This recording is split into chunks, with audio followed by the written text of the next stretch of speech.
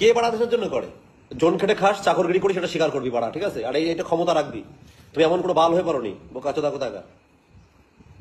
তোমাকে মাইনা দেওয়া হয় বলেই তুমি ডিউটি করো। তোমার বোকাচোদা 2 মাস মাইনা না দিয়ে তোমার গাড়ি ঢুকে যাবে সব তোমার ডিউটি, বোকাচোদা কোথাকার বাল, ঠিক আছে? দেশে ভালোবাসা চোদে, তাহলে টাকা নেওয়ার দরকার কি? তাহলে ভালোবাসা যখন থাকে, কত লোকরা দেখছি বাড়া এই ও করে এসে বাড়ির মধ্যে এসে বাড়া মদকে সেই ঠাপাঠাপি বাজিয়ে দিয়েছে, দেশভক্তি দেখাচ্ছে। বাল তো সব মাতাল। দেশের আর্মি সেনাদের অপমান, মানে কি বলবেন বা কি বলা যায় এই ধরনের মানুষকে?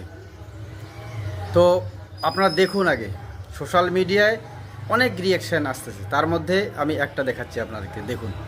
কে করে? আরে সে করে যে মার বুকের কলিজে এত বড়, যে তার সন্তান জন্ম দিয়ে এত বড় করার পরেও ভারত মায়ের কোলে তার সন্তানকে ছেড়ে দেয়, জানে সে হয়তো ফিরে নাও আসতে পারে।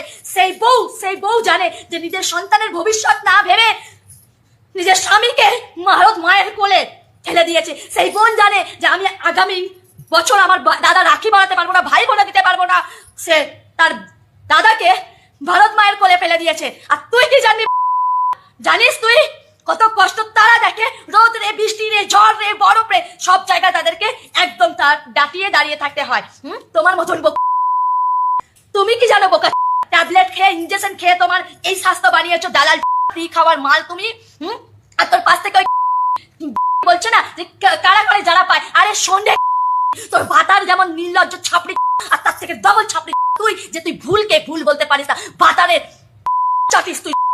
আরে তুই এক সন্তান